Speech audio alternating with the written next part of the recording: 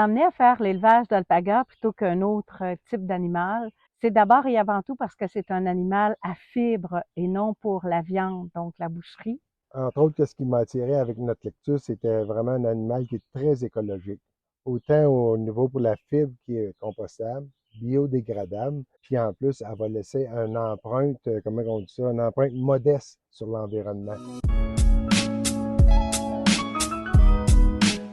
En ce qui nous concerne, les défis ont été très nombreux. D'abord parce que d'élever l'alpaga, ben nous, on vient pas du milieu agricole. Donc, pendant au moins 2 ans, on a fait beaucoup de lectures, beaucoup de recherches pour savoir si effectivement on pourrait, oui ou non, on serait capable d'élever cet animal-là dans son respect. Ça a pris beaucoup d'efforts pour aménager le terrain, déchiffrer, parce que c'était une ancienne terre agricole qui avait été convertie en plantation.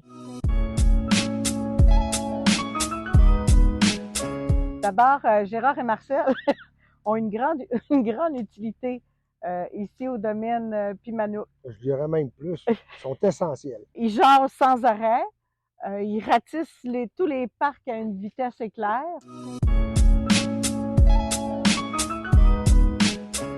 Pour l'accouplement, oui, on en fait nous autres sur place. Plutôt, on en a fait. C'est agréable de voir l'accouplement de se faire. C'est romantique, c'est amoureux. Le petit mâle courtise la femelle. Lorsque l'acte se fait, la femelle elle va être courtisée uniquement lorsqu'elle va être prête, puis le mâle va respecter aussi. En fait, ici, la tonte de l'alpaga se fait généralement au printemps. Puis, c'est essentiel de tondre l'alpaga au moins une fois par année parce que l'alpaga, il ne mue pas. Pour les manipuler, l'alpaga n'aime pas se faire manipuler. Fait qu'au départ, il n'aime pas ça. Fait que l'effet d'être avec eux pendant que ça se passe, Pierre, il les prend vraiment par le cou, il les rassure vraiment. À ce moment-là, on ramasse, l'alpaga nous produit 3-4 qualités de fibres. La première, qui est le dos, puis une partie des côtés qui est la blanquette, qui sert pour les tricots. La deuxième, elle, on va la retrouver surtout sur l'arrière-train, c'est ça, puis le cou.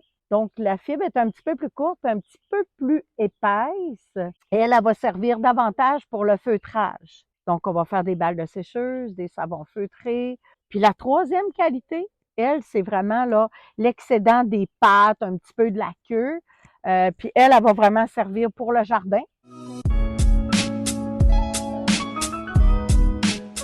Les avantages de la fibre d'alpaga, il y en a quand même beaucoup. On dit régulièrement toujours la laine d'alpaga, mais en fin de compte, là, c'est de la fibre. Là, pourquoi que c'est de la fibre, contrairement à de la laine, c'est que le mouton va produire de l'anoline, tandis que l'alpaga, c'est comme un cheveu, c'est juste une bulle d'air qu'il y a à l'intérieur. C'est une fibre qui est extrêmement chaude. Elle est 7 fois plus chaude que la laine de mouton. C'est 100% naturel, ça, c'est super important. L'alpaga, il y a une variété de possibilités de 22 couleurs. Puis notre petit merlin, quand on voit gris, ça c'est nouveau, c'est une belle richesse qu'il nous a faite. Il était noir lustré, puis c'est pas parce qu'il est bien vieux, puis il est comme ça, fait qu'on le trouve fantastique.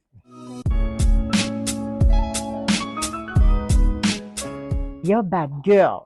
La petite bad girl, la tannante, elle, là, lorsqu'elle a ses chaleurs, on dirait qu'elles sont plus fortes que les autres, elle s'en va sur le bord de la clôture, elle se lève la queue en l'air, puis là, elle se dandine un peu, puis là, c'est la seule qui nous fait ça, elle fait des...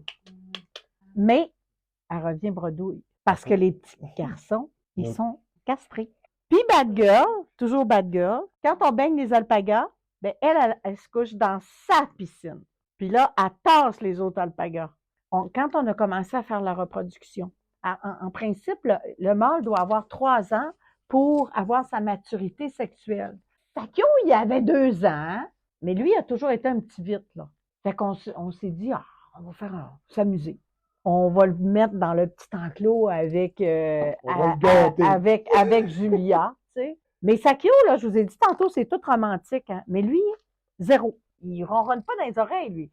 Il ronronne en l'air. Écoute, il n'y a rien qui marche là-dedans, mais c'est drôle. Puis finalement, cette année-là, c'est le seul cria que j'ai eu. C'est lui.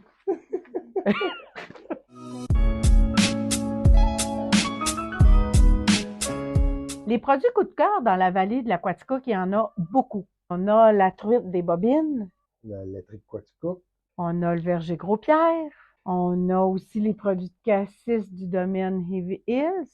le très bon miel pur délice.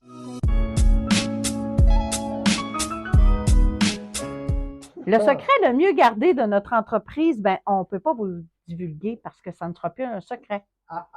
Ben oui, le plus grand secret, c'est que nos chemins se sont croisés, puis que tous les deux, on partageait la même passion. Puis ce qu'on voulait vraiment à notre retraite, c'était d'avoir un mode de vie.